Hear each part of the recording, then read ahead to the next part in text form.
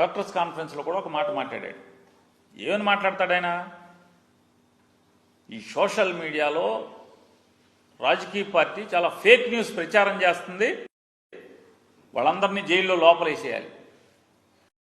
Social మీడియాని సర్వనాశనం చేసింది, సోషల్ మీడియాని భ్రష్టు పట్టించింది చంద్రబాబు నాయుడు తెలుగుదేశం పార్టీ కాదా అని అడుగుతున్నాను.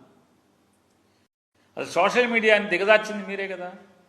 జార్చి వాళ్ళ సోషల్ మీడియాలో ఏమైనా వస్తే కేసులు కలెక్టర్లకి అంటే కేసులు కడతామని చెప్తున్నాడు, లోపలేండి అని చెప్తున్నాడు ఎస్పీలకి డీజీపీకి. ఫేక్ అంటున్నాడు. చంద్రబాబు నాయుడు గారు ఒక ట్వీట్ చేశాడు, ఒకసారి ఆ ట్వీట్ చూడండి ఒకసారి.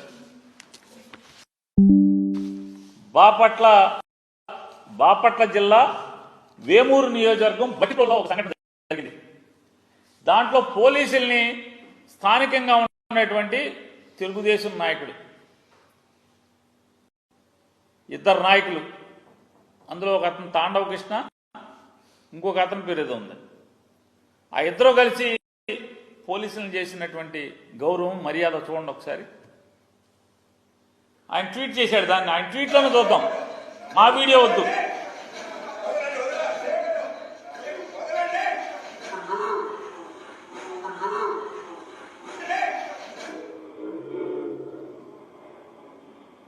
ఇది చంద్రబాబు నాయుడు గారి ట్వీట్, ఇది నేను ఇచ్చిన వీడియో కాదు, ఇది రియల్ అంట. రియల్లోనే చొక్కా పట్టుకున్నారు సాయిబాబు అనే అతను, తాండవ కృష్ణ అనే అతను.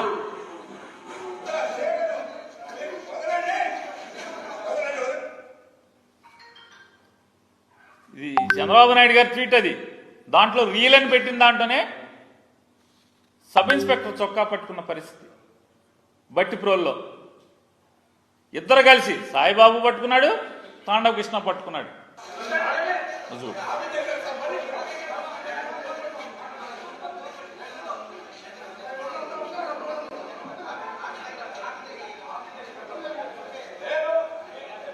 చూడు, రిపీట్ చేయండి, తాండవ కృష్ణ పట్టుకున్నాడు లేదు.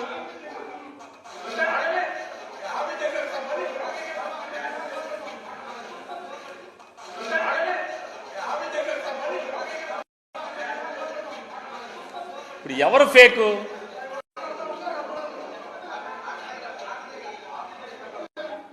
ఎవరు ఫేకు? చంద్రబాబు నాయుడు ఫేకా, వైఎస్ఆర్ కాంగ్రెస్ పార్టీ ఫేకా? సాక్షి పేపర్ మీద కూడా కేసు కట్టి లోపలేస్తాడంట సాక్షిని. కొత్త నీతులు చెప్తున్నాడు. ఆంధ్రజ్యోతి ఈనాడులోనేమో 5 సంవత్సరాలు పుంకాలుగా, ఈనాడు లేదా జ్యోతి ఆ హెడ్లైన్ కింద నుంచి వాళ్ళ పేరు, పేపర్ పేరు కింద నుంచి మొత్తం అంతా జగన్మోహన్ రెడ్డి గారి మీద విషయమే కదా, ప్రభుత్వం మీద. మరి ఆ ప్రభుత్వం మీద విషయం అంత రాస్తే అదేమో ప్రజాస్వామ్యం, జర్నలిజం. మీ ట్వీట్లోనే తీసాం కదా, మీ ట్వీటే చూడండి ఎవరన్నా.